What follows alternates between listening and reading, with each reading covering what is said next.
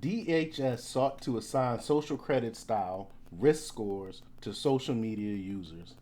Here we go. DHS is starting to implement the China way. They got to listen to their masters. We know the majority of our government is bought and paid for by the Chinese government, starting with our president on down, and China wants to push the same type of credit system they have, the social credit system they have in China in America, and that's exactly what's happening now. And DHS can't wait to accommodate. But before we get started, go ahead and hit that like button, share this out so we can get this information out there. Subscribe if you're not already a subscriber. Hit that alarm bell so you know when I'm putting out new stuff. Also, check out my link tree in the description. Has a link to my Patreon where I talk about things I can't talk about here. There's also a link to my Instagram and my merch store. Also, check out jjthepsychotherapist.com for news as well. Let's talk about this news here.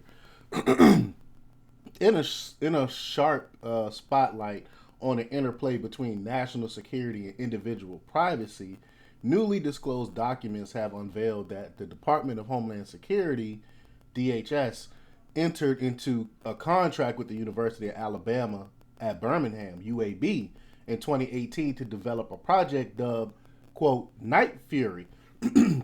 It's designed to analyze and assign, quote, risk scores to social media accounts.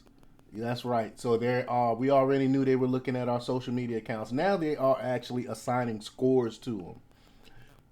The Brennan Center for Justice procured these documents through a public records request, and Motherboard was the first to report on them.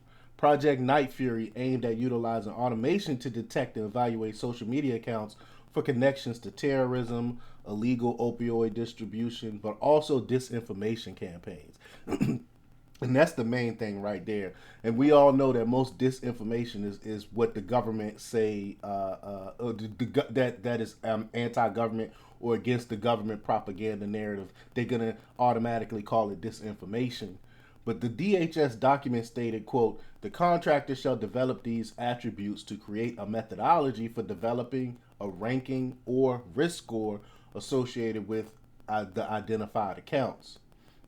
The Motherboard reported Project Night Fury had also planned on incorporating involvement from Customs and Border Protection, Immigration and Customs Enforcement, Transportation Security Administration, and U.S. Citizenship and Immigration Services to provide, quote, cross-mission operational context, according to one of the documents. Now, experts have warned DHS about the inherent difficulties and biases involved in automated judgment for these matters, citing that characteristics like being pro-terrorist have no concrete definition. And that's what they like. That's why they want it broad so they can apply this to everyone. That's really what they're trying to do here. Notably, DHS terminated Project Night Fury in 2019. However, it underscores the agency's continued interest in social media as a resource for analysis. This comes in the wake of earlier reports of CBP utilizing an AI-powered tool, Babel X, for analyzing travelers' social media at U.S. borders. While Night Fury's focus was initially on counterterrorism, illegal opioid supply chain, transnational crime, and understanding characteristics identifying the spread of disinformation by foreign entities, the documents indicate that UAB's work was intended to scale to other DHS domains and build the next generation capabilities. Best believe they're behind the scenes and trying to push even more social credit score type of policies like this. But let me know what you think. Leave your comments down below. Like, share, and subscribe. And check out jjthepsychotherapist.com for the latest news. Until next time, peace.